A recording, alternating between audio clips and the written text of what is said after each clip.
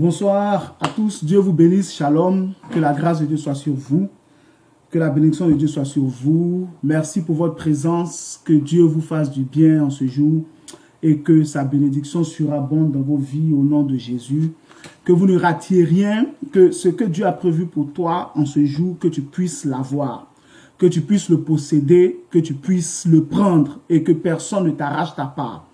Tu es béni dans ce moment que nous allons passer ensemble, dans cette étude biblique.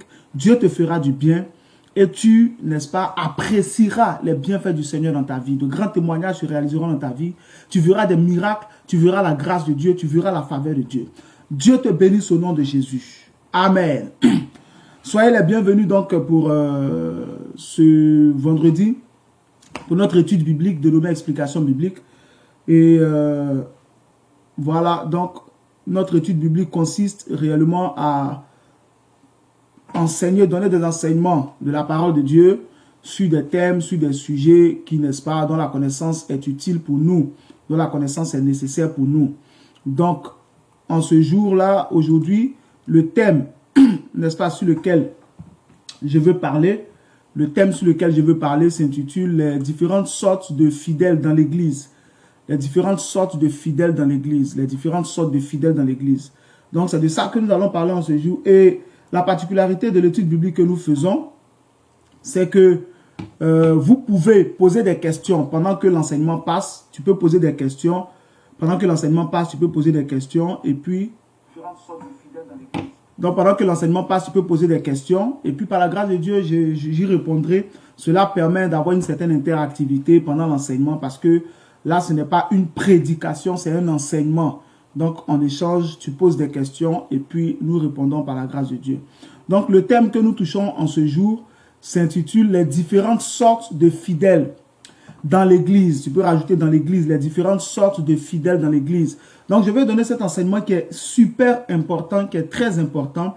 Il y a, n'est-ce pas, des points qui sont importants à connaître afin que dans la maison de Dieu, nous puissions savoir comment marcher dans la présence de Dieu en tant que chrétien, comment marcher, comment avancer, comment évoluer. Je sais que ce moment-là, Dieu te fera du bien, Dieu t'accordera beaucoup de bonnes choses et ta connaissance va réellement grandir et tu apprendras quelque chose de nouveau. Nous comptons sur le Seigneur pour ça.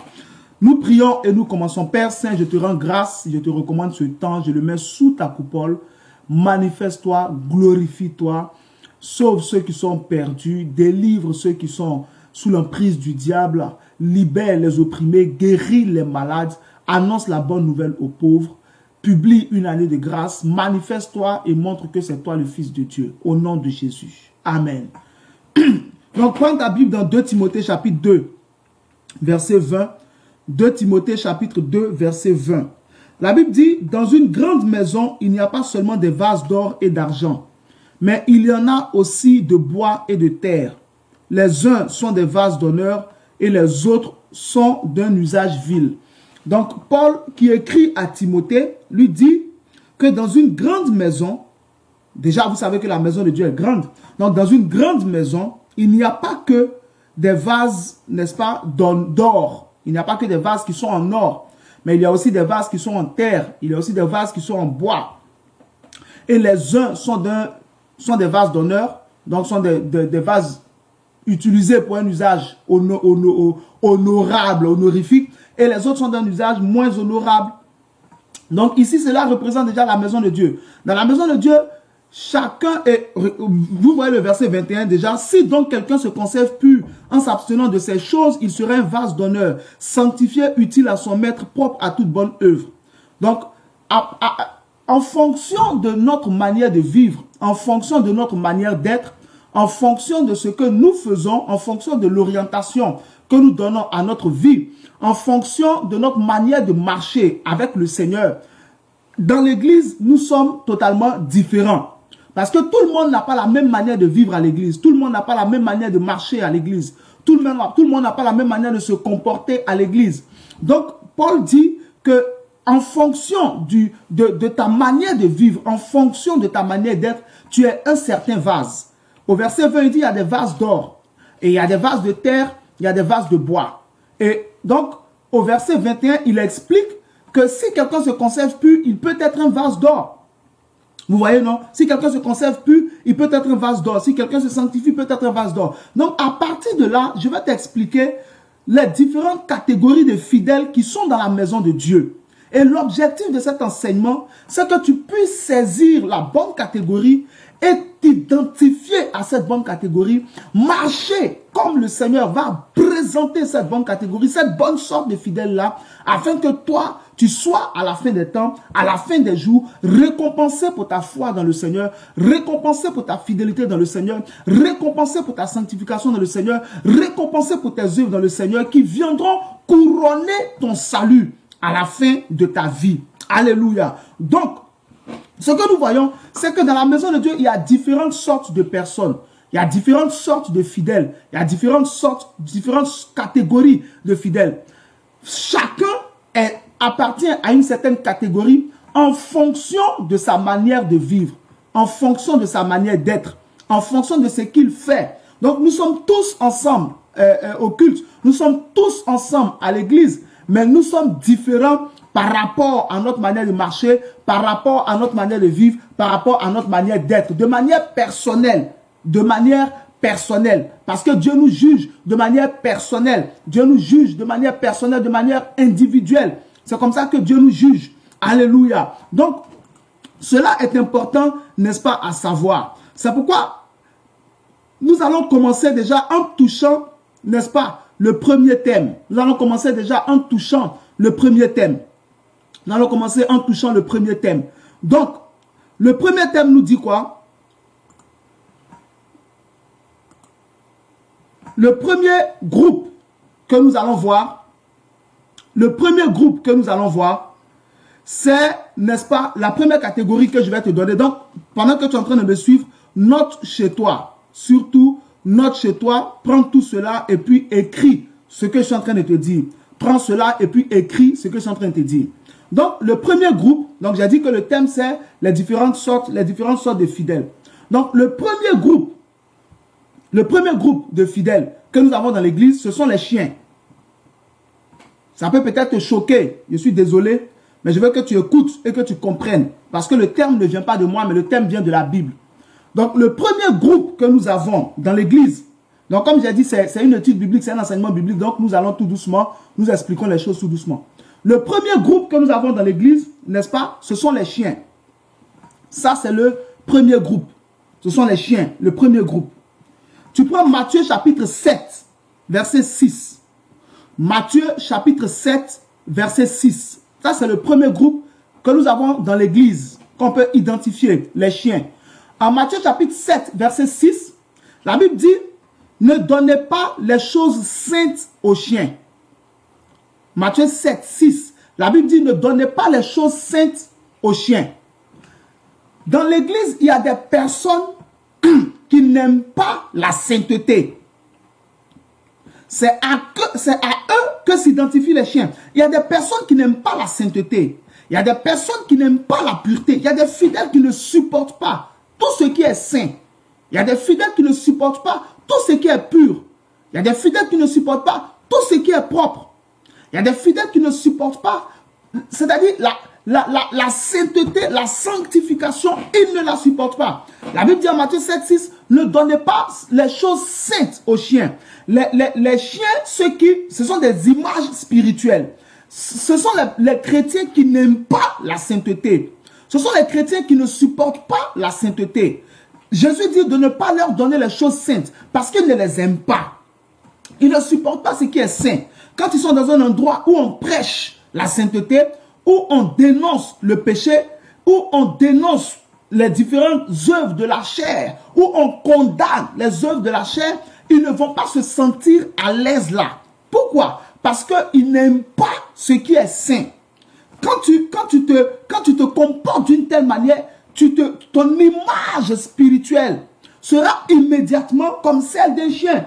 Parce que la Bible dit en Proverbe chapitre 26 au verset 11, la Bible dit ceci en Proverbe chapitre 26 verset 11, que comme le chien qui retourne à ce qu'il a vomi, ainsi est l'insensé qui retourne à sa folie. Donc comme le chien qui retourne à ce qu'il a vomi. Donc celui qui n'aime pas la sainteté, c'est cette première catégorie-là. Il y a des chrétiens qui ne supportent pas tout ce qui est pureté.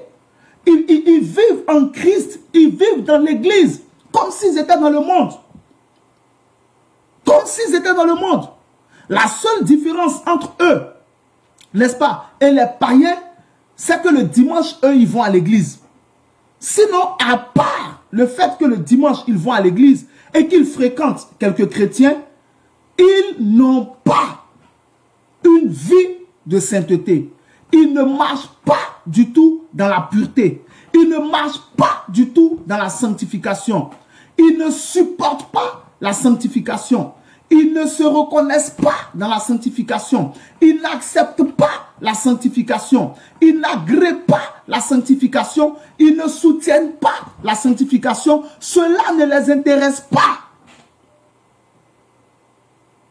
Cela ne les intéresse pas. Ils ne soutiennent pas cela. Ils n'aiment pas la sanctification. La Bible dit, ce sont des chiens. C'est pourquoi Jésus dit, ne leur donnez pas les choses saintes. Personne ne peut voir l'animal chien pour lui donner une chose sainte. Non, c'est une image spirituelle que Jésus prend. Quand tu n'aimes pas la sainteté, quand tu n'aimes pas la pureté, quand tu ne veux pas marcher dans la sanctification, tu deviens comme un chien. Et ça, c'est une catégorie de personnes dans l'église. C'est une catégorie de fidèles dans l'église. Ils ne supportent pas tout ce qui est pur. Tout ce qui est saint, ils ne le supportent pas.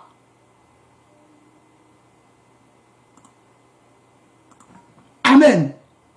Bonsoir Bilal, Milal. Bonsoir. Donc, ils ne supportent pas tout ce qui est saint. Ils ne supportent pas tout ce qui est pur. Je parle ce soir sur les différentes sortes de fidèles dans l'église. Et je dis que la première catégorie de fidèles dans l'église, ce sont les chiens. En Matthieu 7, 6, la Bible dit ne donnez pas les choses saintes aux chiens. Donc, les chiens, ce sont ceux qui n'aiment pas la sainteté. Tu es dans l'église. Tu as dit que tu as donné ta vie à Jésus. Mais marcher dans la sainteté, tu ne supportes pas. Marcher dans la pureté, tu ne veux pas. La seule différence que tu peux voir entre un tel frère, entre une telle sœur et un païen, c'est que le dimanche, lui, il va à l'église. Sinon, tout le reste de la semaine, il vit comme un païen. Même dans l'église. Il vit comme un païen. Il couche à gauche, à droite. Elle couche à gauche, à droite. Il ment à gauche, à droite. Elle ment à gauche, à droite. Il calomnie ici, elle calomnie ici. Il est dans tous les... Il est dans tout. Bonsoir Gisèle, c'est Seigneur. Il est dans tout. Ça, c'est un enseignement. Et le vendredi, la particularité, c'est que vous pouvez poser des questions. Et j'interagis. Donc, pendant que je prêche, si tu as des questions, tu peux poser des questions. Donc, le chien est dans tout ce qui est impur. Proverbe chapitre 26, verset 11. La Bible dit, comme le chien qui retourne à ce qu'il a vomi, ainsi est l'insensé qui retourne à sa folie. C'est-à-dire, le chien, il s'est repenti de ses péchés. Il a pris la vie de Jésus. Il a dit, je vais devenir chrétien, comme Jean-Baptiste disait, produisez les fruits de la repentance. Les fruits de la repentance, c'est que tu as désavoué le péché, tu as désavoué la vie païenne, tu as dit toutes ces choses que je faisais, toutes les œuvres de la chair, l'impudicité, l'immoralité de tout genre, la cigarette, l'alcool, les calomnies, l'idolâtrie, la promptitude à la colère, la dissolution, toutes ces choses-là, les horoscopes, toutes ces choses que tu faisais, les mensonges, les rancunes, tu dis non, à partir d'aujourd'hui, je décide de devenir un enfant de Dieu, j'abandonne cela, je veux marcher avec Christ. Ok, Christ te reçoit. Maintenant, donc, sur le plan spirituel, ce sont des choses que tu as vomi en fait. Donc, des choses qui sont sorties de toi. Et Christ, maintenant, selon Colossiens chapitre 3, au verset 10, est en train de créer, Dieu crée Christ en toi, nouvellement pour que tu puisses devenir une réelle nouvelle créature. Cependant, ce qui arrive, c'est que le chien, lui, ce qu'il a vomi là, ce qu'il a abandonné là, Proverbe 26, 11 dit, il retourne à ça. C'est-à-dire que tu as laissé tomber l'alcool, les boîtes de nuit, les maquis, tu as laissé tomber les fêtes païennes, les soirées dansantes, les bals, etc., etc. tu es en Christ maintenant, où tu es censé prendre plaisir à la louange de l'église, prendre plaisir à l'adoration dans l'église, prendre plaisir à la musique chrétienne, prendre plaisir à la vie chrétienne, tu vas retourner à la musique païenne que tu avais vomi. Tu vas retourner dans les fêtes que tu avais vomi. Il va retourner dans les maquis qu'il avait abandonnés. Il va retourner dans les boîtes qu'il avait abandonnées. L'impudicité qu'il avait abandonnée, il va retourner. L'adultère qu'il avait abandonné, il va retourner. Les colères qu'il avait abandonnées, il va retourner. Les mensonges qu'il avait abandonnés, il va retourner. Le vol, il va retourner. La duplicité, il va retourner. L'hypocrisie, il va retourner. C'est-à-dire ce qu'il avait abandonné. Il retourne à ça. C'est pourquoi Jésus dit de ne pas lui donner les choses saintes. Parce que le chien ne supporte pas les choses saintes. Le terme peut te choquer, mais il ne vient pas de moi. Il vient de Jésus et j'ai donné le passage Matthieu 7, verset 6. Il dit ne donnez pas les choses saintes aux chiens. C'est la première catégorie de fidèles dans l'église. Je parle sur les différentes sortes de fidèles. La première catégorie de fidèles dans l'église, ce sont les chiens. Eux, ils ne supportent pas la pureté. Ils ne peuvent pas être dans une église où on condamne le péché, où on prêche contre le péché. Beaucoup d'autres messages peuvent les intéresser. Mais les messages où on dit la pornographie, c'est pas bon, ils sont mal à l'aise. Les calomnies, c'est pas bon, ils sont mal à l'aise. Le mensonge, c'est pas bon, ils sont mal à l'aise. Le vol, c'est pas bon, ils sont mal à l'aise. L'escroquerie, c'est pas bon, ils sont mal à l'aise. C'est-à-dire tout ce qui est désir de la chair que la Bible condamne, eux, ils ne veulent pas condamner cela. Est-ce que quelqu'un me comprend? C'est ça le chien. Il aime le péché. Il aime les plaisirs de la chair et il veut vivre en Christ comme s'il était encore dans le monde. C'est un problème. Tu ne peux pas vivre en Christ. Tu ne peux pas vivre en Jésus comme si tu étais encore dans le monde. Éphésiens chapitre 5 verset 18 dit: autrefois vous étiez ténèbres, mais maintenant vous êtes lumière dans le Seigneur. Marchez donc comme des enfants de lumière. C'est important. Tu ne peux plus vivre comme si tu étais encore dans les ténèbres. Shalom Romain. Tu ne peux plus vivre comme si tu étais encore dans les ténèbres. Tu dois vivre maintenant comme un enfant de lumière. 1 Jean chapitre 1. 1 Jean chapitre 1 verset 5 dit, la nouvelle que nous avons apprise de lui et que nous vous annonçons, c'est que Dieu est lumière et qu'il n'y a point en lui de ténèbres. Les chiens veulent vivre en Christ, avoir le permis de pécher. C'est là que tu vas voir le frère, il enceinte une soeur ici, on le met sous discipline, il quitte l'église. Il va dans une autre église, il enceinte encore une autre soeur, on le met sous discipline. Il va, tu vois la soeur, dans l'église, elle est chrétienne, elle a 2, 3, 4 enfants, pères différents. Elle est habillée, tu vois une soeur habillée, il y a longtemps, pas une nouvelle convertie. Il y a une soeur qui a longtemps, elle est dans le Christ. Mais elle s'habille, on dirait quelqu'un qui vient à peine de sortir du monde. Éphésiens 5, 18, il a cité. Comme quelqu'un qui vient à peine de sortir du monde. Les chiens aiment ce qui est impur. Quand vous prenez, il y a eu une situation en Matthieu chapitre 15, du verset 21 au verset 28. La Bible dit que Jésus est parti sur le territoire de Tyr et Sidon. N'oubliez pas, vous pouvez poser des questions. Explication biblique, c'est le cas, vous pouvez poser des questions. Donc je prêche ce soir, j'enseigne du moins ce soir sur les différentes sortes de fidèles. Donc, vous pouvez voir déjà le thème sur l'écran. Donc, en Matthieu 15, versets 21 à 28, la Bible dit que Jésus est allé sur le territoire de Tyr et de Sidon. Quand il était là-bas, une femme cananéenne est venue vers lui, le suppliant de guérir sa fille qui était tourmentée par un démon. La Bible déclare que Jésus ne lui a pas répondu un seul mot. Et elle insistait. Les disciples ont dit à Jésus que renvoie-la parce qu'elle crie derrière nous, elle nous embête. Et Jésus s'est retourné au verset 24, il dit, Matthieu chapitre 15, verset 24, il dit, je n'ai été envoyé qu'aux brebis perdues de la maison d'Israël. Et elle a dit, Seigneur, aie pitié de moi. Aie compassion envers moi. Donc le Seigneur lui a dit, il n'est pas, écoutez bien, à partir du verset 26, le Seigneur lui dit, il n'est pas juste de prendre la nourriture des enfants et de le donner aux petits chiens. Pourquoi Jésus a-t-il dit à cette femme-là qu'elle est un petit chien? c'est pas qu'elle est un animal, non. Mais sur le plan spirituel, elle était cananéenne. Et en Exode 34, à partir du verset 11, on voit cela. Les Cananéens, les Amoréens, les Jébusiens, les Hétiens, les Phérésiens, les Girgasiens, ce sont les différents peuples que Dieu a chassés du territoire de Canaan. Les Amoréens, et il a établi Israël. Pourquoi? Parce que ce peuple-là vivait dans le péché. Il a dit à Moïse en ce temps-là, prenez garde à ne pas faire alliance avec eux, de peur de vous souiller avec leur Dieu. Parce que ces peuples étaient idolâtres, ils étaient injustes, ils étaient dans l'homosexualité. Ils vivaient dans le péché. Dieu en avait marre de voir ce qu'ils faisaient. C'est pourquoi Jésus lui a dit qu'il n'est pas juste de prendre le pain des enfants, de le donner aux petits chiens. C'était sur le plan spirituel, l'image spirituelle qu'elle avait, à cause de la vie de péché dans laquelle son peuple et elle vivaient. Quand quelqu'un vit dans le péché, il est sur le plan spirituel, il a l'image d'un chien. J'ai déjà donné Matthieu 7, 6, j'ai donné Proverbe 26, 11. Et là, je te donne Matthieu 15, verset 21 à 28.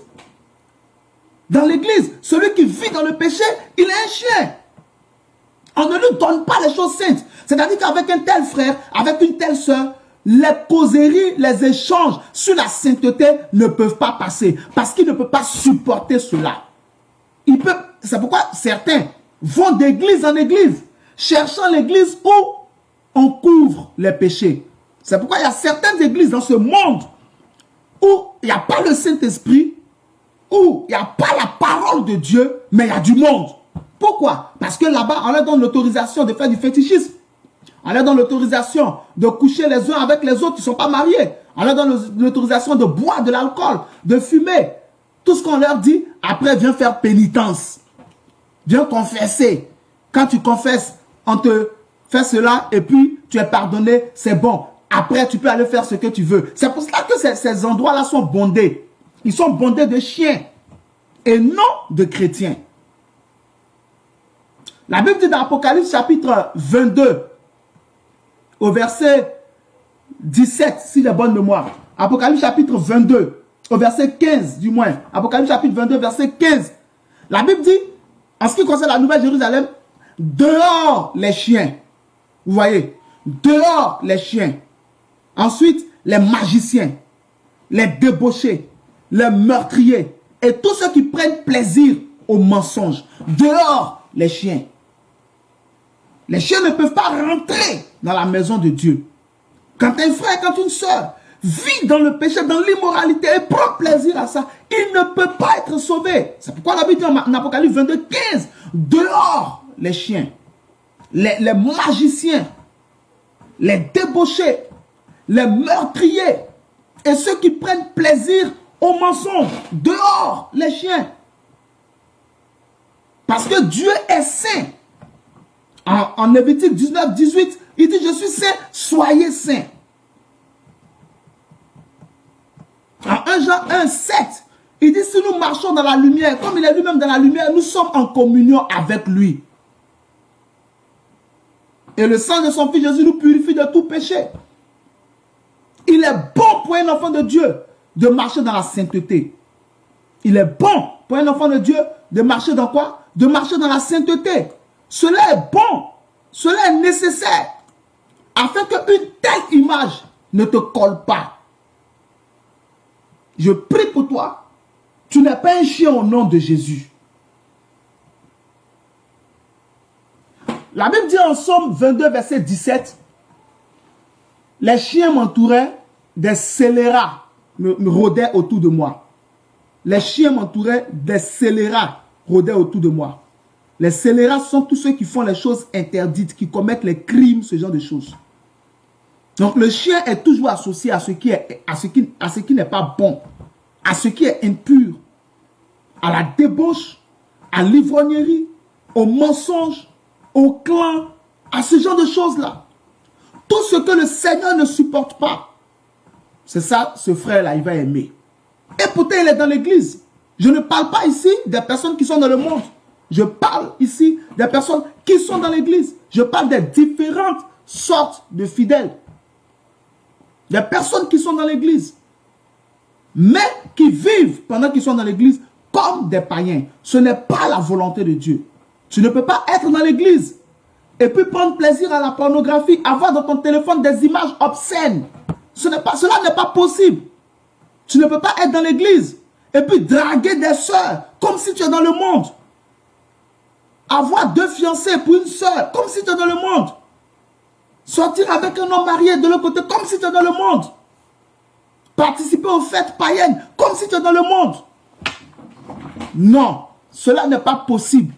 Et pour ton propre salut, pour ton propre bien-être, il est mieux de ne pas avoir de telles activités pour que Dieu te voie autrement. Parce que le salaire du péché, c'est la mort. Romains 6, 23. Le salaire du péché, c'est la mort. Romains 3, 23. Car tous ont péché et sont privés de la gloire de Dieu. Il est important pour toi d'aimer ce qui est saint parce que Jésus lui-même aime ce qui est saint. En Jean chapitre 8, je crois au verset 45, il dit « Qui de vous me convaincra de péché? Qui de vous me convaincra de péché ?» Et l'apôtre Pierre plus tard dit « Lui, dans la bouche de qui? Dans la bouche duquel il ne s'est trouvé ni fraude, ni mensonge, ni fraude, ni mensonge, ni péché, rien du tout. » Jésus était pur. Jésus était pur. Et chacun de nous, en tant qu'enfant de Dieu, nous sommes appelés à être purs. Et cela est important. Que la grâce de Dieu soit sur toi au nom de Jésus. Tu n'es pas un chien par la grâce de Dieu. Ok. Donc, je t'ai dit, la première catégorie de chrétiens dans l'église, de fidèles dans l'église, ce sont les chiens. N'hésite pas à poser des questions si tu en as. Maintenant, la deuxième catégorie, je t'ai parlé des différentes sortes de chrétiens. Je prêche sur ce thème-là, les différentes sortes de chrétiens. Deuxième catégorie, ce sont les porcs. C'est des mots qui sont durs, mais ça ne vient pas de moi. Ça vient du Seigneur lui-même. Et si le Seigneur parle comme ça, c'est afin de nous secouer pour que nous puissions prendre conscience de certaines réalités et devenir différents réellement. Donc, le texte de base avec lequel nous travaillons, c'est, n'est-ce pas, celui de 2 Timothée chapitre 2 verset 20. C'est avec 2 Timothée chapitre 2 verset 20 que nous travaillons. 2 Timothée chapitre 2 verset 20 qui nous dit que dans une grande maison, il y a différentes sortes de vases. Il y a des vases d'or, il y a aussi des vases de bois, des vases de terre. Il y a certains qui sont pour un usage d'honneur et d'autres pour un usage vil. Et au verset 21, il dit donc si quelqu'un se garde pur en s'abstenant de ces choses, il sera un vase d'honneur sanctifié, utile à son maître, propre à toute bonne œuvre. Donc à partir de là, j'ai commencé à expliquer que dans la maison de Dieu en tant que chrétien, nous ne sommes pas tous pareils. Nous sommes différents et nous appartenons à différentes sortes, à différentes catégories en fonction de notre manière de vivre et en fonction de ce que nous faisons. Et les images que nous avons, comme la première image que j'ai prise, l'image du chien, ce sont des images spirituelles. Nous sommes physiquement des humains, mais sur le plan spirituel, quand tu vis dans le péché, sur le plan spirituel, tu as l'image d'un chien. C'est pourquoi en Matthieu 7, 6, Jésus dit ne donnez pas les choses saintes aux chiens. Amen.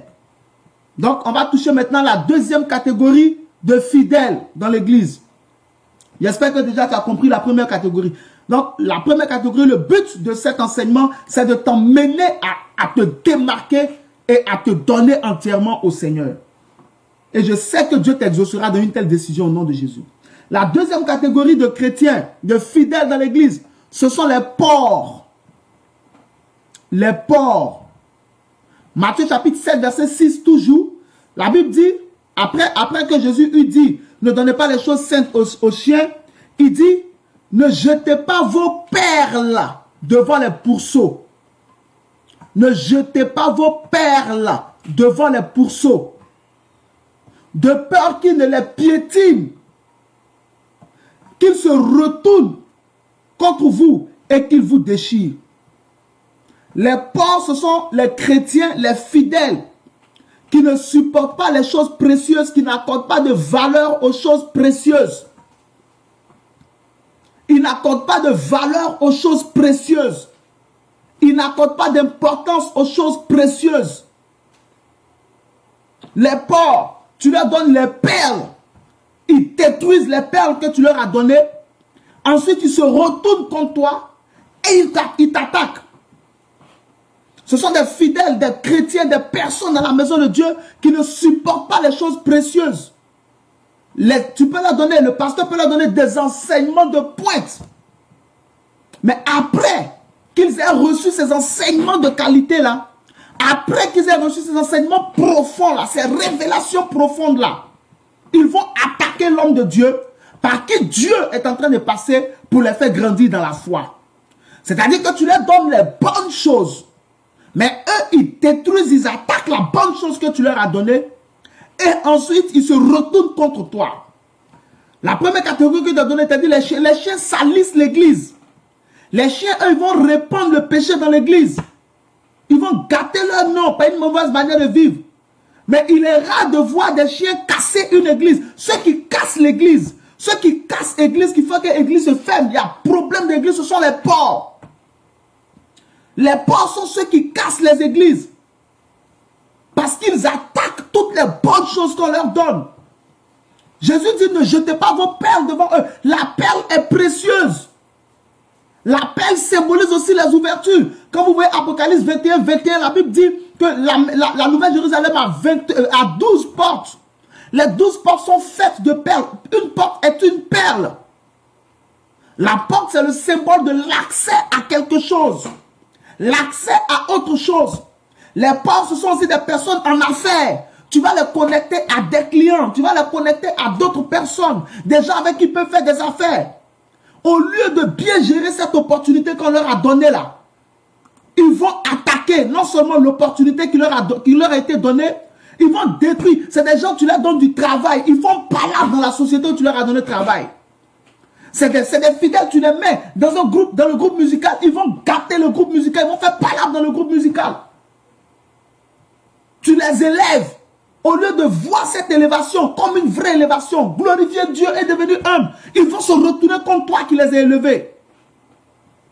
Tu les héberges. Au lieu de voir l'hébergement là comme un acte d'amour, ils vont se lever contre toi qui les as hébergés. Les porcs sont terribles. Tout ce qui est précieux, ils le détruisent. Tout ce qui est précieux, ils se retournent contre cela. Ils foulent aux pieds tout ce qui est précieux que Dieu donne. La Bible dit en 2 Pierre 2, 22. Il leur est arrivé ce que dit un proverbe populaire. Le chien est retourné à ce qu'il a vomi. La truie lavée s'est vautrée dans le bourbier. 2 Pierre 2, 22. Il leur est arrivé ce que dit un proverbe populaire. Le chien est retourné à ce qu'il a vomi. J'ai déjà parlé du chien. La truie lavée s'est vautrée dans le bourbier. C'est-à-dire que la truie a été lavée. La truie, c'est la femelle du porc. Elle était lavée. Elle était parfumée. Elle était habillée.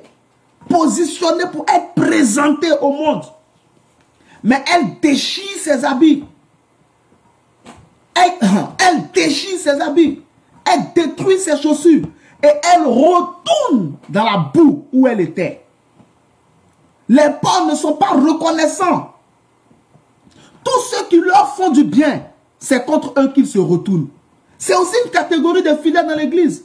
C'est eux-là qui attaquent le pasteur.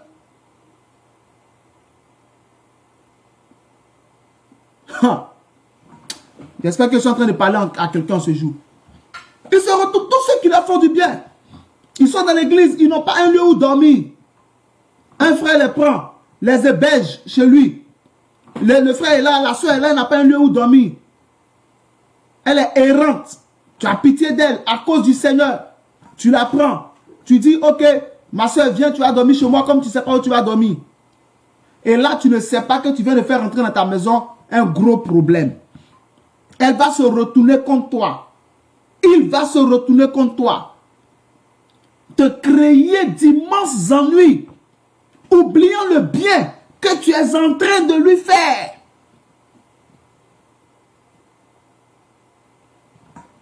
Les pauvres ne supportent pas et ne valorisent pas les choses précieuses. Les ouvertures. Les connexions que tu vas lui donner. Que Dieu va lui donner. Que Dieu va pousser les gens à lui donner. Chaque fois qu'on va mettre ce frère en contact avec un autre frère, il va te dire, je cherche du travail. Vraiment, mon frère, vraiment, ça ne va pas, je cherche du travail. Ma soeur, ça ne va pas, je cherche du travail. Vraiment, aide-moi. On m'a dit que tu peux m'aider. Ok, d'accord. Tu cherches du travail. Dans quel domaine? Dans tel domaine, dans tel domaine. Ok, d'accord, j'ai des contacts. Je vais te connecter à des personnes. Tu vas travailler. D'accord. Tu connectes à la personne. Il commence à travailler. Où tu l'envoies pour travailler là? Il va tout gâter là-bas. Non seulement il va gâter là-bas, mais toi-même. C'est pourquoi Jésus dit, de peur qu'il se retourne. C'est-à-dire, Matthieu 7,6, les pales que tu lui as données là, il les foule, non seulement il les foule aux pieds. Donc, par exemple, le travail que tu lui as donné, il capte le travail. Il s'arrange à perdre le boulot. Mais après avoir perdu le boulot, Jésus dit, il va se retourner. Et puis, il va revenir contre toi pour te déchirer, pour t'attaquer. Donc, toi, tu lui as donné le travail. Non seulement il gâte le travail où il est parti, il gâte son nom là-bas, on le licencie, on le vire. Mais maintenant, toi qui lui as permis d'avoir du travail pour qu'il s'épanouisse là, c'est contre toi, il va revenir. Ça peut être le travail, ça peut être n'importe quelle autre chose. C'est contre toi qu'il va revenir. Tu l'as hébergé, c'est contre toi, il va revenir. Tu l'as recommandé quelque part. Il gratte là où tu l'as recommandé et il revient contre toi. Jésus dit ce genre de personnes-là, il ne faut pas leur donner les perles. Il ne faut pas leur donner les choses précieuses. Ce n'est pas des personnes reconnaissantes. C'est eux là, les fidèles là. C'est à cause des porcs là que beaucoup de pasteurs, par exemple aujourd'hui, accusent le coup. Parce qu'ils se sont battus pour certains enfants de Dieu, pour certains fidèles. Prier, jeûner pour eux. Chercher la face de Dieu, imposer les mains, mener des combats spirituels pour que Dieu leur donne du travail, pour que Dieu les bénisse, pour qu'ils se marient, pour qu'ils grandissent dans la foi, pour qu'ils deviennent des prédicateurs, pour qu'ils deviennent des gros orateurs. On leur donne la chair, on leur donne le ministère. Ce sont les mêmes qui vont se retourner contre l'homme de Dieu, salir son nom partout, l'attaquer pour qu'il soit détruit totalement, qu'il abandonne le ministère. Ils vont tout faire pour que l'église ferme. Ce qui était précieux qui leur a été donné, ils vont cracher dessus. Ils vont vomir dessus. C'est pourquoi je dis là, dans la maison de Dieu, beaucoup d'enfants de Dieu qui ne veulent même pas héberger quelqu'un. Souvent quand vous entendez des chrétiens qui disent non, moi je ne veux pas héberger quelqu'un, ne pensez pas qu'ils sont mauvais. Ils savent où ils sont quittés. Ils savent ce qu'ils ont traversé. C'est parce qu'avant, ils ont croisé des porcs. Mais je prie pour toi, que non seulement Dieu t'épargne de ce genre de personnes, mais que toi-même tu n'en sois pas une au nom de Jésus. Il foule aux pieds, il piétine les choses précieuses. J'espère que je suis en train de parler à quelqu'un ce jour.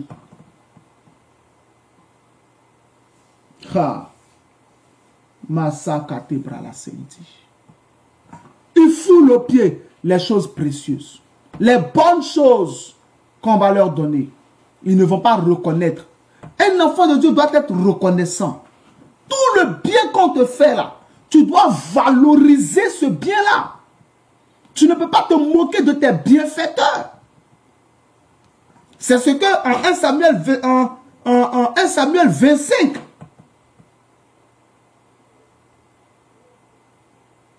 c'est ce que Nabal a fait. David lui a fait du bien. Et lui, il a craché sur le bien que David lui a fait. Dieu l'a tué. Dieu l'a tué. 1 Samuel chapitre 25. Dieu l'a tué, Nabal. David a permis qu'il ne perde pas ses brebis, que ses bergers ne soient pas attaqués. Le jour où David a demandé de la récompense, il a commencé à insulter les envoyés de David et David lui-même. Dieu l'a tué. Ce sont ces fidèles-là pour qui le pasteur va prier, prier, prier, prier. Dieu va le bénir. Le pasteur lui dit, paye ta dîme. C'est là il va commencer à faire sortir l'enseignement sur dîme. Non, pasteur, la dîme là, c'est l'Ancien Testament. Quand il était pauvre, il ne savait pas que la dîme était Ancien Testament. Quand le pasteur priait pour lui, le pasteur le soutenait pour qu'il soit béni. Maintenant, lui dit, paye ta dîme. C'est là il sait que c'est l'Ancien Testament. C'est là il sait que non, c'est là ils vont dire à l'homme de Dieu, c'est pas toi qui as fait, c'est Dieu qui a fait. Les pauvres. Ce genre de personnes-là, ce genre de fidèles-là, Jésus dit, ne leur donnez pas les perles. Frère, sœur, toi qui m'écoutes, ne sois pas un pauvre, de peur que Dieu te prive de ce qui est précieux. Le mariage est précieux. Si Dieu t'identifie comme un pauvre, il va empêcher que tu te maries. De peur que l'homme qu'on va te donner, tu puisses le piétiner et te retourner contre ceux mêmes qui vous ont mis en contact. De peur que la femme que Dieu va te donner, tu puisses la maltraiter, la piétiner et te retourner contre Jésus qui te l'a envoyé. Si tu es identifié comme un pauvre, même pour avoir le travail, ça sera compliqué parce que Dieu ne voudra pas que tu ailles gâter son nom là-bas ou gâter le nom des gens à qui il a donné ton nom pour qu'on te fasse du bien. Ce genre de chrétiens-là, ils sont là, mais les gens ne veulent pas les aider. Les gens ne veulent pas s'occuper d'eux. Je prie en ce jour.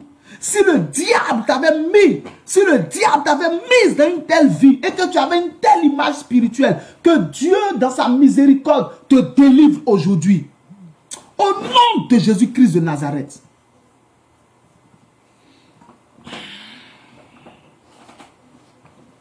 Alléluia. Est-ce que quelqu'un suit cet enseignement?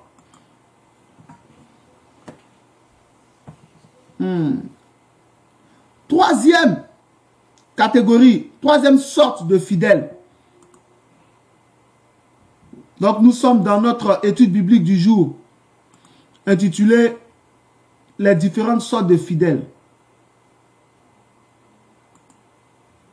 Donc j'ai déjà touché deux sortes de fidèles.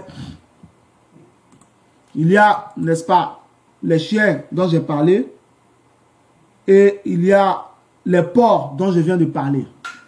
La troisième catégorie de fidèles, la troisième sorte de fidèles dans la maison de Dieu, ce sont les boucs. Alléluia. Les boucs. Donc j'ai dit, le premier groupe c'était les chiens. Et sur la base de Matthieu 7, verset 6, il est expliqué que Jésus dit de ne pas donner les choses saintes aux chiens. Parce que les chiens, ce sont les chrétiens qui n'aiment pas la sainteté. Ils détestent la sainteté. Ils veulent rester chrétiens, mais sans la sainteté. Tu ne peux pas être chrétien et détester la sainteté. Ce n'est pas possible. Deuxième sorte de chrétiens, de fidèles dans l'église dont j'ai parlé, ce sont les porcs. Les porcs ils n'aiment pas les choses précieuses. Ils n'accordent pas de valeur. Ils n'accordent pas de valeur, n'est-ce pas, aux bonnes choses que Dieu leur donne. Ils ne sont pas reconnaissants des bontés de Dieu et des bontés des hommes. Ils se retournent contre les bienfaiteurs. Ils détruisent les bonnes opportunités qu'on leur donne. Et ils attaquent ceux qui leur ont fait du bien. Ils créent le désordre. Quand on les met dans un comité, ils vont casser le comité.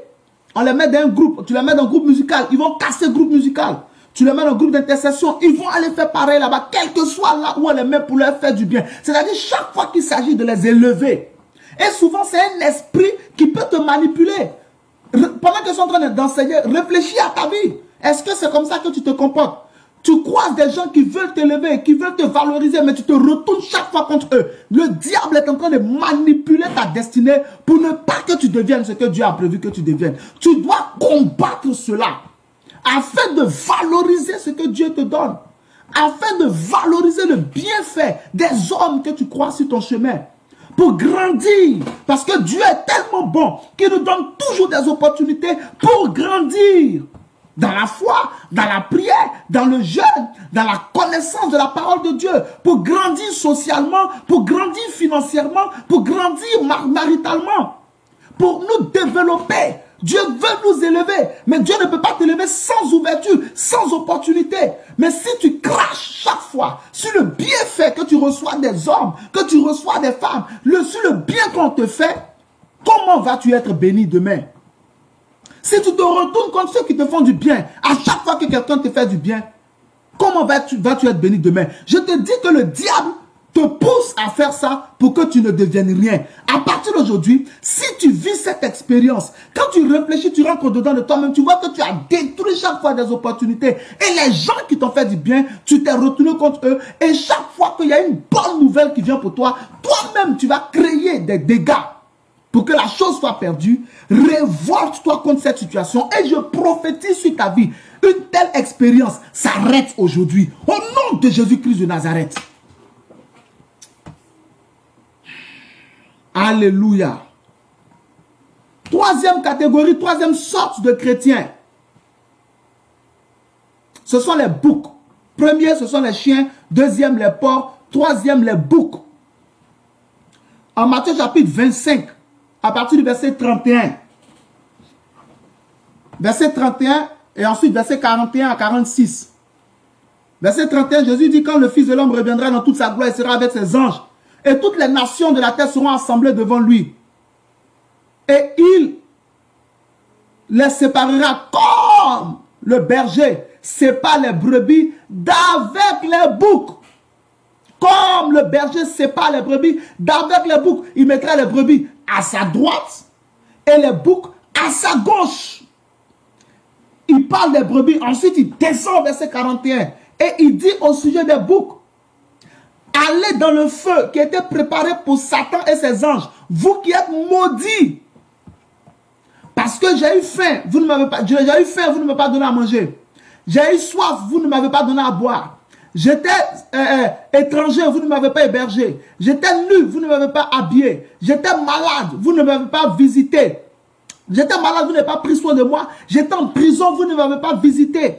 Et la Bible dit, ils demanderont, Jésus dit, et les boucs demandent, Seigneur, quand est-ce que nous t'avons vu? Quand est-ce que t'avons-nous vu? Étant malade, étant en prison, étant nu, étant étranger, étant dans la faim, étant dans la soif, et nous ne t'avons pas assisté. Quand est-ce qu'on t'a vu? Jésus dit, chaque fois que vous n'avez pas fait cela, dans d'autres versions, il dit, chaque fois que vous avez refusé de faire cela à un de ses plus petits de mes frères, c'est à moi que vous ne l'avez pas fait. Les boucs sont des fidèles qui sont dans l'église, mais qui sont méchants. C'est ce que Jésus dit. Ils sont méchants. Ils sont insensibles à la situation des autres. Ils sont insensibles à la situation de l'église. Ils sont insensibles à la situation des frères et des sœurs. Ils ne se laissent jamais émouvoir par quoi que ce soit. Ils sont assis sur leur argent. Jésus parle ici de personnes qui ont la capacité d'aider.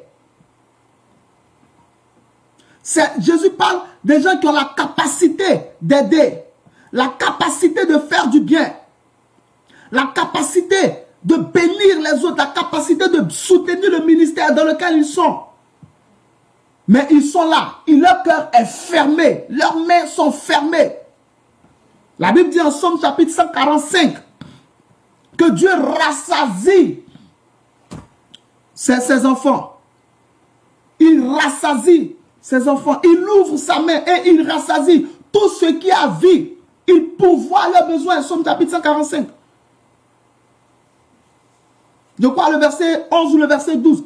Tu ouvres ta main et tu rassasies tout ce qui a vie. Les boucs sont insensibles aux besoins des autres. C'est-à-dire ils sont dans l'église, ils peuvent voir le pasteur se débrouiller. Ils peuvent voir un homme de Dieu se battre pour leur édification. Un homme de Dieu prêcher, prier pour eux, être disponible. Mais ils ne vont jamais participer. Ils ne vont jamais participer. Ils vont laisser l'homme de Dieu se battre tout seul. Parce que pour eux, ils ont droit à la gratuité. En toute chose, la gratuité de Dieu. Les offrandes et les dîmes sont aussi de Dieu. Les aumônes sont aussi de Dieu. La participation à l'œuvre de Dieu, c'est aussi de Dieu. Ce n'est pas Jésus qui a payé son propre tombeau. C'est Joseph d'Arimathée.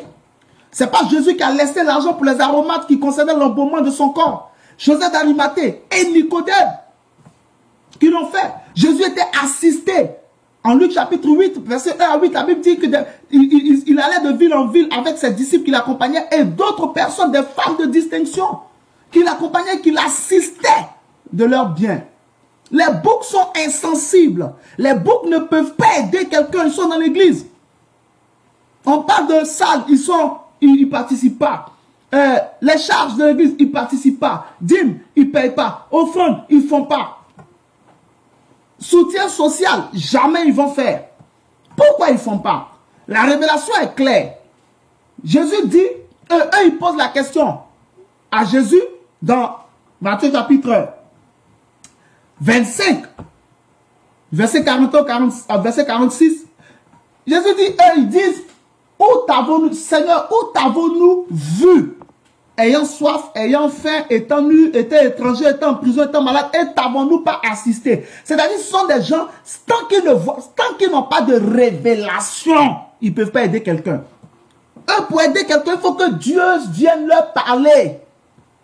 Ils disent à Jésus, où t'avons-nous vu? Donc, tous les pauvres qui sont passés devant eux, tous les frères, toutes les sœurs qui étaient dans le besoin, qui sont passés devant eux là, parce que ce n'était pas Jésus. Parce que ce n'était pas Jésus.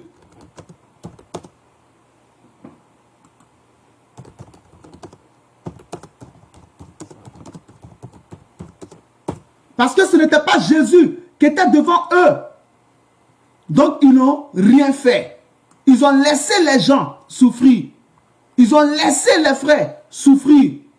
Ils ont laissé les gens dans la faim. Mais ils ont dit à Jésus, où t'avons-nous vu?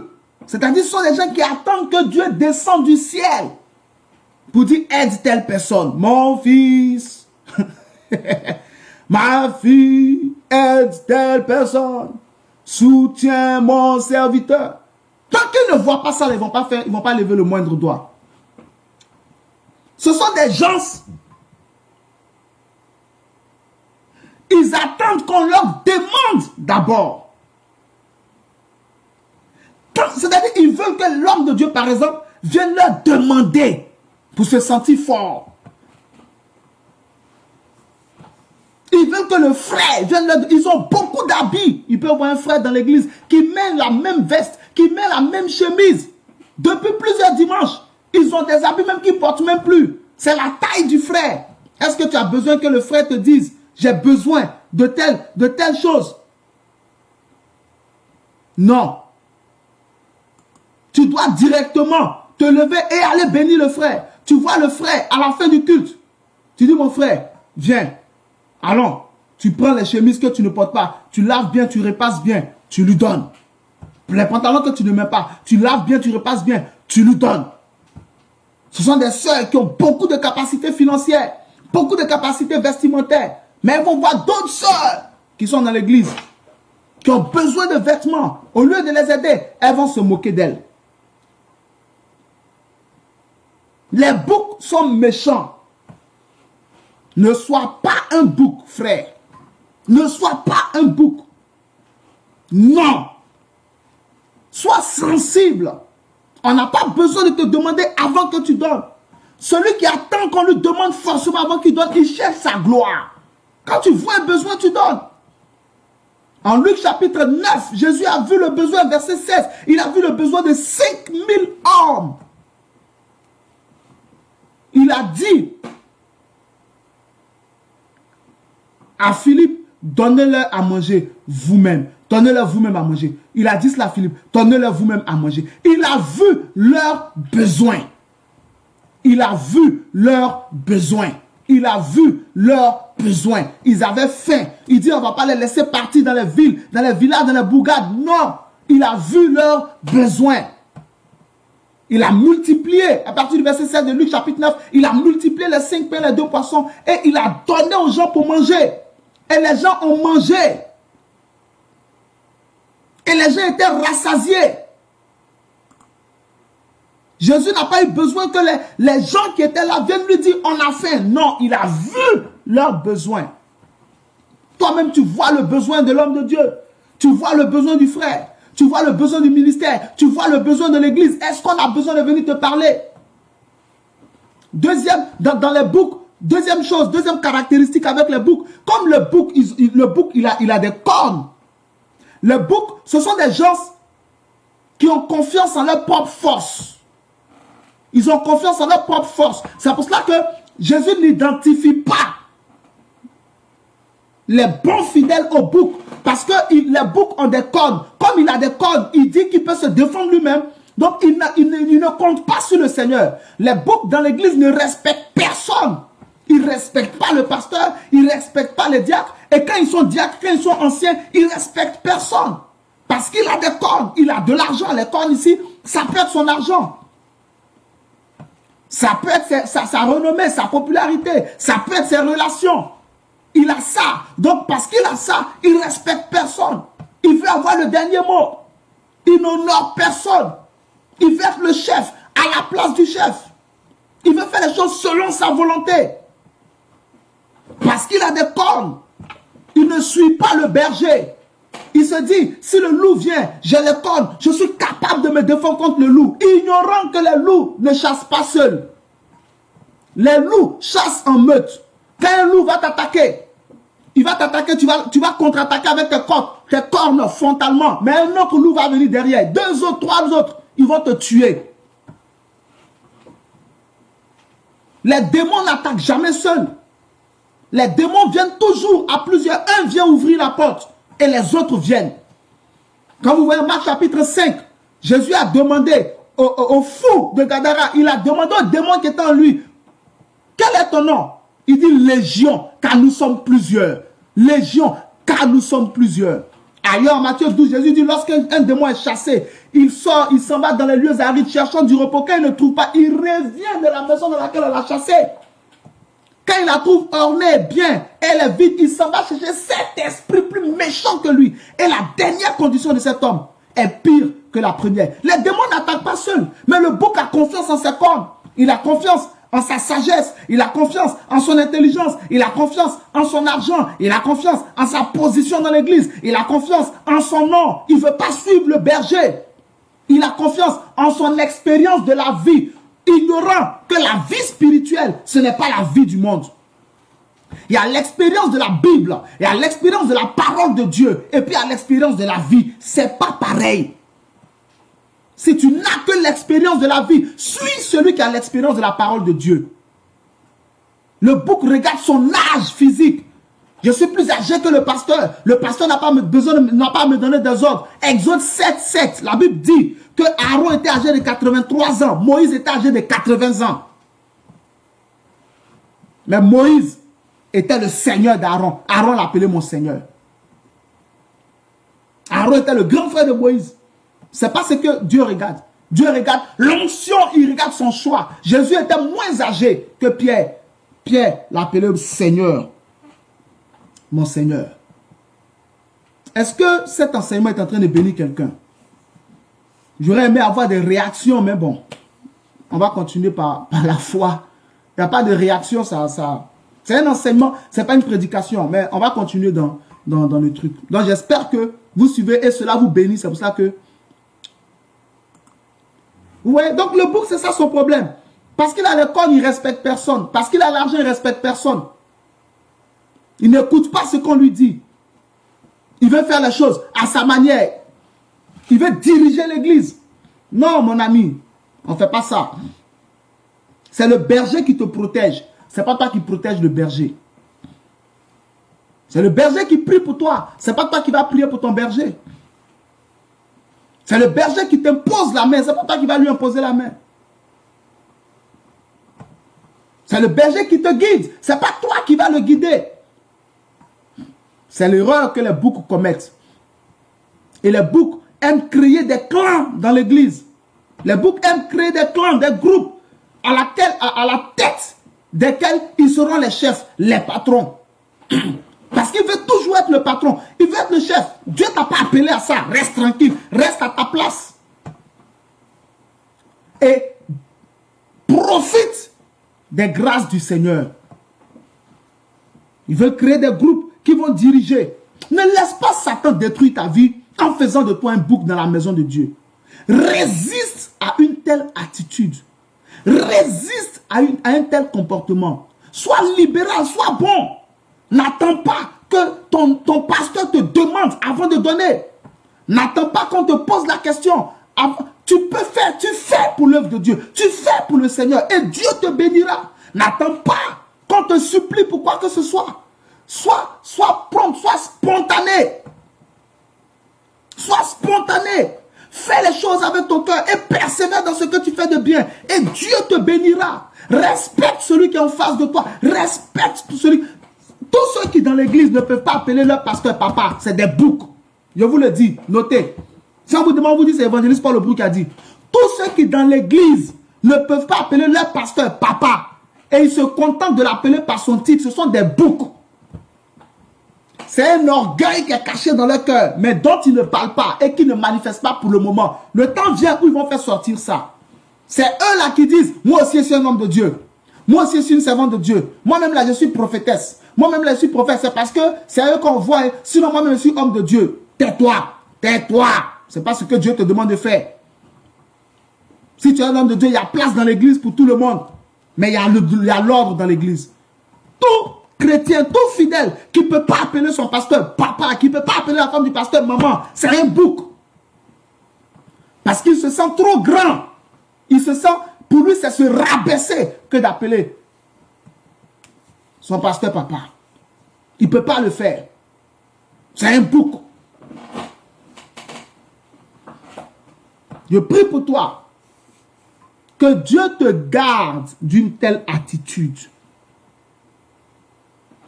Voilà, je ne laisserai pas Satan détruire ma vie. Ne laisse pas Satan te détruire. Ne laisse pas les mauvaises compagnies te détruire. Ne laisse pas les mauvais conseillers te détruire. Ne laisse pas les gens cacher, retourner ta tête pour te faire perdre tes bénédictions. En Genèse chapitre 20. Non, Genèse 22, verset 13. Genèse chapitre 22, verset 13. La Bible dit que Abraham s'est tourné et il a vu un bouc qui était retenu par les cornes dans le buisson. Quand il avait accepté de sacrifier Isaac et que Dieu a dit ne porte pas la main sur l'enfant. Quand Dieu a fini de lui dire maintenant je vois que tu m'aimes et tout. La Bible dit Abraham s'est tourné, il a vu un bélier retenu par les cornes dans le buisson. C'est pareil. Dieu a bloqué la force du bélier pour le soumettre afin qu'il soit sacrifié. Donc si dans l'église tu as un bouc, Dieu va te briser. Il va te casser.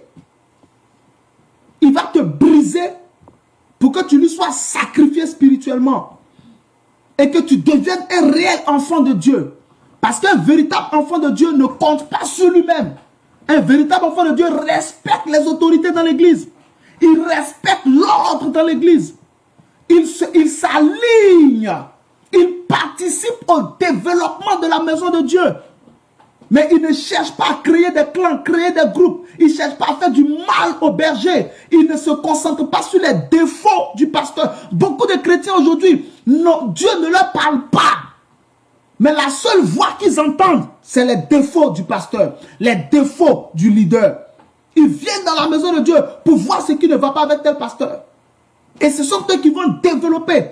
Tous les hommes ont des défauts. Cela ne fait pas de quelqu'un un faux. Les défauts, tu vois des défauts sur ton pasteur, tu pries pour lui. Quand les défauts seront corrigés, il deviendra parfait.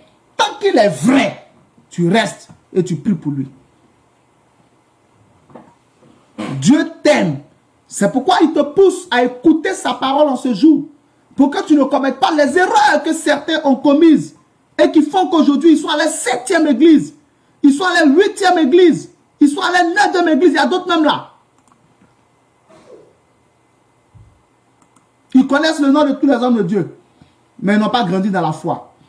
La Bible dit dans 2 Timothée, je crois que c'est Paul qui dit ça. Il dit, apprenant toujours, mais ne parvenant jamais à la connaissance de la vérité. Parlant de certaines femmes.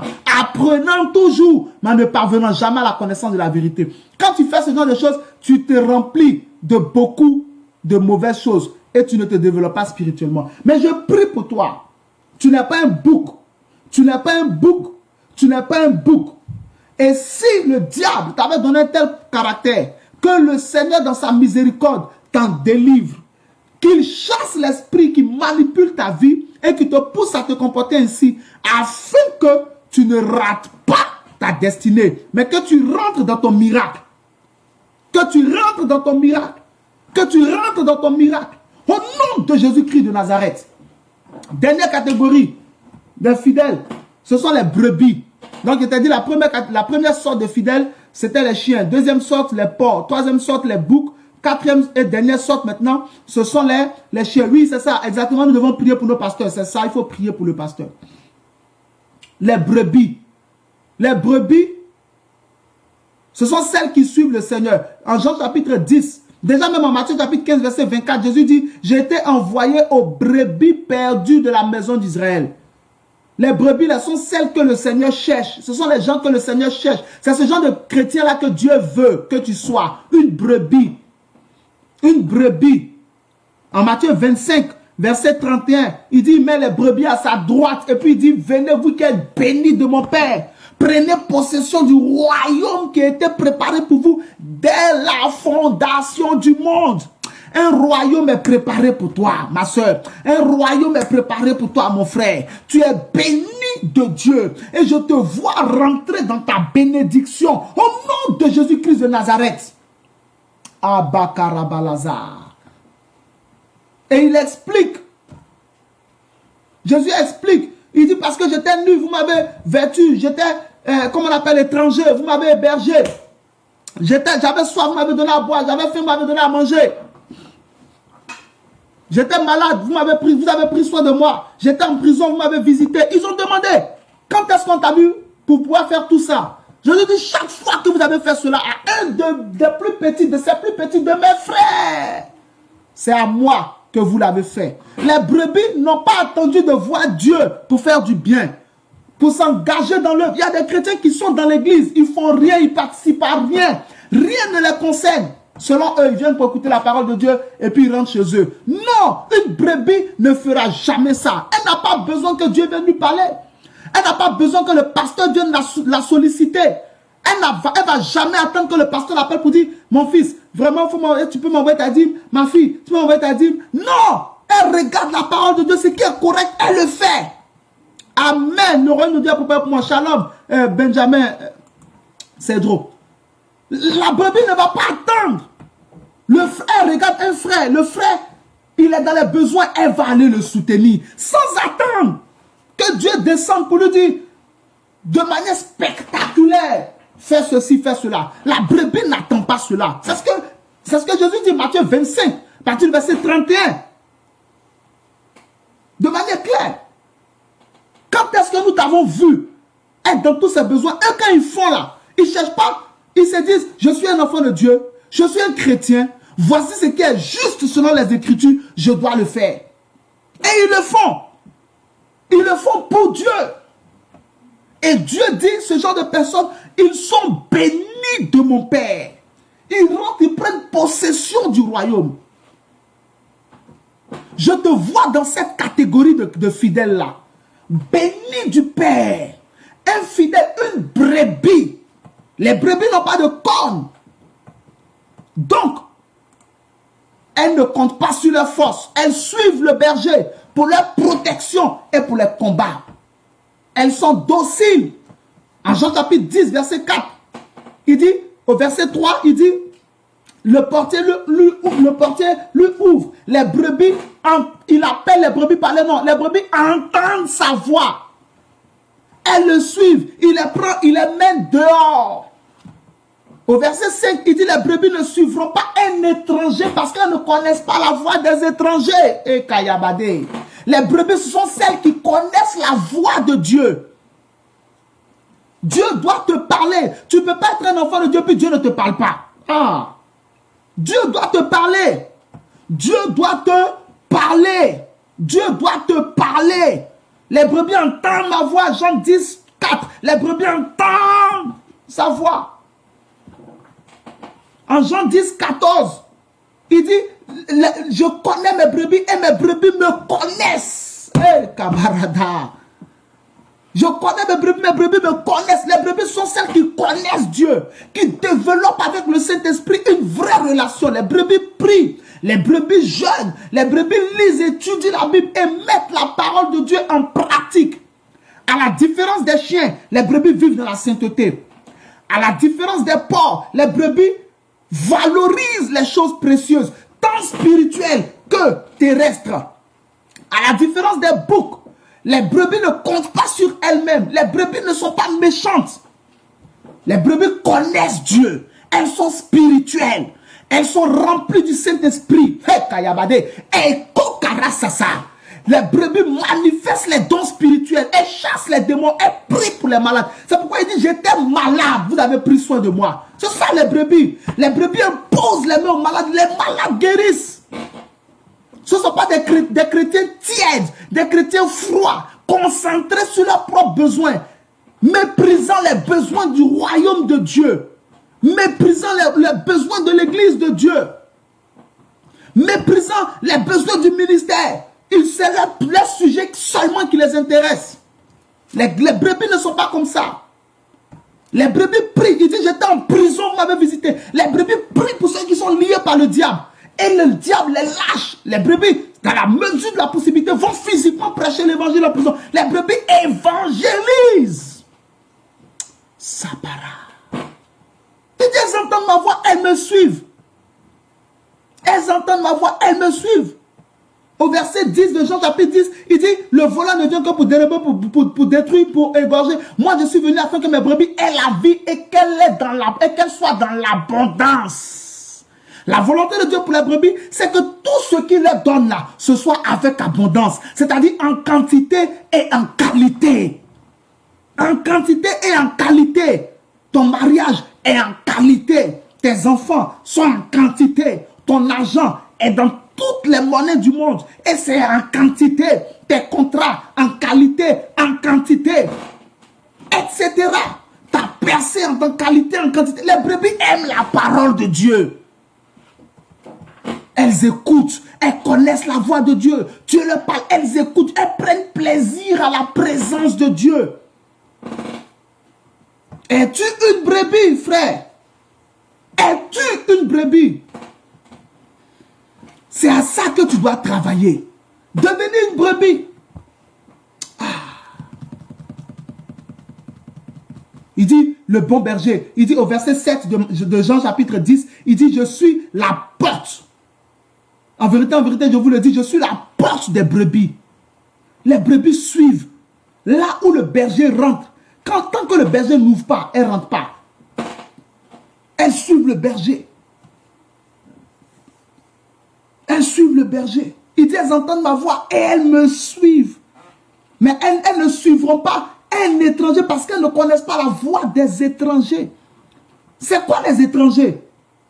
Au verset 1 de Jean chapitre 10, il dit celui qui passe, il dit celui qui ne rentre pas par la porte, mais qui passe par autrement, est un voleur et un brigand. La voix des étrangers, c'est qui? Ce sont la voix du péché. La voix du péché. Le péché est un étranger. C'est la voix des idoles. La voix de Satan, la voix des démons, la voix de l'esprit de mensonge, de l'esprit de fornication, de l'esprit d'idolâtrie, de l'esprit d'alcoolisme, etc. La voix de l'étranger, c'est-à-dire tout ce qui est étrange, tout ce qui n'a aucun rapport avec la parole de Dieu, la voix des ténèbres, les brebis chassent. Elles ne suivent pas cela. Elles ne suivent pas cela. Parce qu'elles ne connaissent pas ça. Parce que ça ne les intéresse pas. Elles ne sont pas un chien. Elles ne sont pas un porc. Elles ne sont pas un bouc. Les brebis rentrent dans le royaume de Dieu. Ce sont les brebis qui sont sauvés. Les chiens ne sont pas sauvés. Les porcs ne sont pas sauvés. Les boucs ne sont pas sauvés. Les brebis sont sauvés. Je prie pour toi aujourd'hui. Là où tu as suivi cet enseignement, tu ne seras pas un chien. Tu ne seras pas un porc. Tu ne seras pas un bouc. Mais tu es une brebis. Que Dieu te donne le cœur d'une brebis. Que Dieu te donne la pensée d'une brebis. Que Dieu te donne le caractère d'une brebis. Que Dieu te donne les ambitions d'une brebis. Que Dieu te donne la soumission, l'humilité, les projets d'une brebis. Que Dieu te donne l'âme d'une brebis. Que Dieu crée en toi et lui une vraie relation, une vraie communion. Que le Seigneur s'unisse à toi pour que tu sois même esprit avec le Seigneur. Que tout ce qui est esprit impur, qui veut te détourner de la voie de Dieu, que cela soit chassé. Aujourd'hui, tu as suivi cet enseignement, que ton âme change, que ton cœur change, que tu deviennes une créature nouvelle devant le Seigneur, marchant comme un véritable enfant de Dieu, avec l'image spirituelle d'une brebis, c'est-à-dire docile à Dieu, soumis à Dieu, mais rebelle face au péché, rebelle face à Satan, rebelle face au mal, rempli d'amour pour Dieu et pour son prochain, rempli d'amour pour Jésus et pour son prochain, rempli d'amour pour le Saint-Esprit et pour son prochain, mais rempli de haine pour le mal et pour le péché. Sois une brebis et rentre dans tes bénédictions. Sois une brebis et rentre dans ton miracle. Sois une brebis et rentre dans ta percée. Poursuis la présence de Dieu par le jeûne, par la prière, par l'étude de la parole de Dieu et sa mise en pratique. Poursuis Dieu, cherche Dieu et que Dieu se laisse trouver par toi. Que Dieu se laisse trouver par toi. Jérémie 29, verset 12. Il dit, vous me chercherez.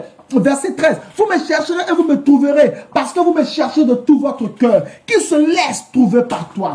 Qui se laisse trouver par toi? En Somme chapitre 145, de quoi le verset 17, il dit Dieu exauce ceux qui l'invoquent sincèrement. Ceux qui l'invoquent sincèrement. Dieu les exauce. Dieu répond à ceux qui l'invoquent avec un cœur sincère. Que Dieu te réponde. Que Dieu t'exauce. Que Dieu entende ta voix. Jean 11, 41, Jésus dit, je sais que tu m'exauces toujours. Il dit, Père, je te rends grâce parce que je sais que tu m'exauces toujours. Que Dieu t'exauce, qu'il fasse de toi une brebis, qu'il fasse de toi une de ses filles véritables, un de ses fils véritables, et que le diable n'ait point la main dans ta vie, qu'il n'ait point rien de tout ce qui est à lui. Jésus dit quelque part, le diable vient à moi, mais il n'a rien en moi. Que le diable vienne à toi et qu'il n'ait rien en toi. En Matthieu chapitre 4, à partir du verset 1, Jésus, après avoir jeûné 40 jours, a été tenté par le diable.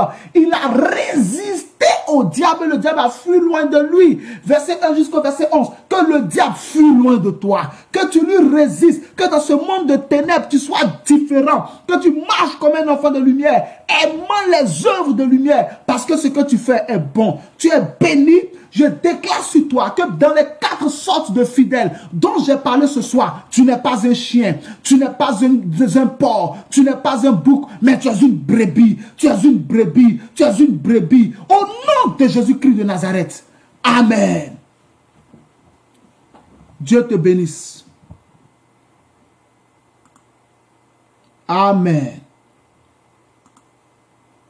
Dieu te bénisse abondamment. Nous avons terminé notre enseignement biblique, notre étude biblique en ce jour. J'espère que Dieu t'a béni. J'espère que Dieu t'a béni.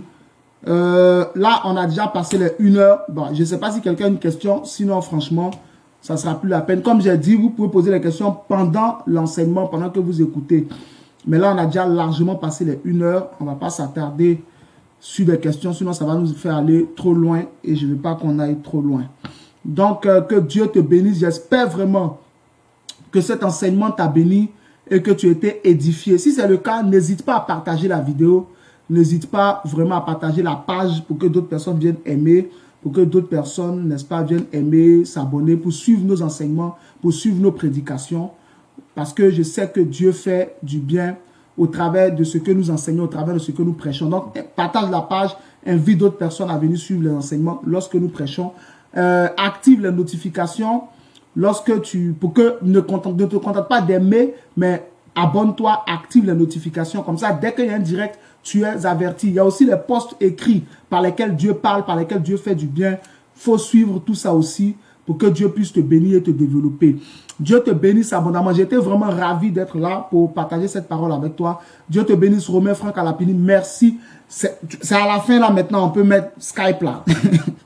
C'est à la fin là, tu peux mettre maintenant, rejoignez le groupe Skype. Donc, Dieu te bénisse, Benjamin Cedro. Donc, on va faire ça.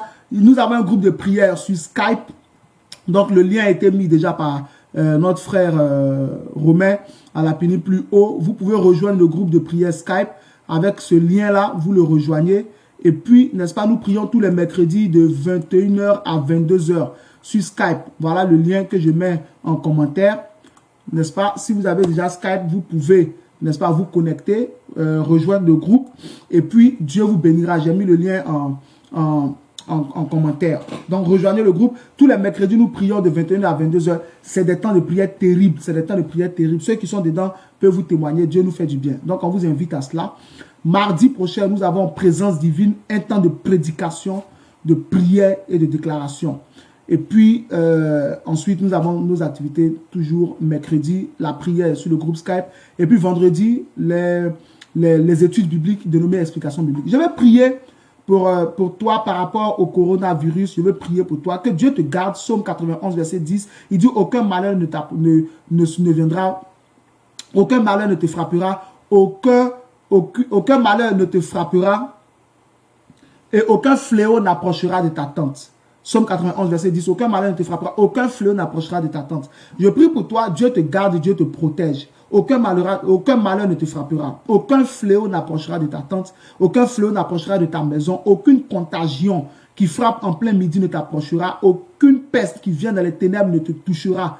Tu es protégé, tu es gardé par le Seigneur. Tu es gardé par le Seigneur, tu es gardé par le Seigneur. Dieu te garde, Dieu garde ta femme, Dieu garde tes enfants. Dieu veille sur vous, vous êtes en bonne santé et vous ne tomberez pas malade. Il dit, Psaume 91 toujours, 6 000 tombent à ta gauche, 10 000 tombent à ta droite, tu ne seras pas atteint. Donc, que tu aies en temps de mauvaises humeurs, tu ne seras pas atteint. Car Dieu te protège au nom de Jésus. Je termine avec ceci, avant qu'on prie pour la fin. Cette maladie coronavirus, elle est spirituelle. Arrêtez de lire les messages qu'on vous envoie inbox où on décrit les symptômes de la maladie. Arrêtez de lire ce genre de messages. Arrêtez de les lire. Parce que si vous les lisez, ça va créer une histoire dans votre esprit et vous risquez de vous rendre malade alors que vous êtes en bonne santé. Si on vous envoie les messages inbox, ce qui concerne tout le monde est au courant déjà de ce qui concerne la maladie là. On n'a plus besoin de t'informer dessus. Ne lis pas les messages qui parlent des symptômes de la maladie, qui parlent de démonstration de cette maladie, qui parlent du nombre de morts, qui parlent... Évite ça au maximum. Garde ton esprit rempli de la vie et de la bonne santé, de la parole de Dieu. Ne souille pas ton esprit, ne pollue pas ton esprit avec ce genre de choses. Donc évite ça. Respecte les restrictions données par les différents gouvernements, mais ne lis pas ce genre de message-là. On t'envoie ça inbox, ne lis pas ça, ne regarde pas ça, n'écoute pas ça. Tu sais déjà ce qu'il faut faire, fais-le et reste dans la prière. Dieu te gardera, il te bénira au nom de Jésus. Amen, Romain Franck Alapini. Dieu te bénisse beaucoup. Tu as vu, j'ai mis ton Skype là maintenant, j'ai mis ton groupe Skype là maintenant. Dieu te bénisse. Merci beaucoup pour ton zèle, mon fils. Dieu te bénisse. Donc, Dieu te gardera pleinement au nom de Jésus. Nous prions pour la fin. Tu as mon numéro de téléphone qui est là. Donc, si tu veux m'appeler pour la prière et tout ça, tu veux m'envoyer un message pour la prière, n'hésite surtout pas. Le numéro de téléphone s'affiche sur, il s'affiche sur ton écran. Donc, tu l'as sur ton écran. N'hésite pas à appeler si tu as besoin de quoi que ce soit. Tu peux appeler et, n'est-ce pas, je prierai pour toi. Tu peux écrire, surtout écrire, envoie les messages. Tu peux écrire et je prierai pour toi au nom de Jésus. Donc, le numéro est sur ton écran. Nous prions pour la fin. Tu répètes après moi. Ma tête est une bonne tête. Ma vie est une bonne vie. Les anges combattent pour moi. La grandeur est de mon côté. Quelle que soit la situation, je triompherai. Mes mains sont bénies. Mes pieds sont bénis. Je suis béni au nom de Jésus. Amen.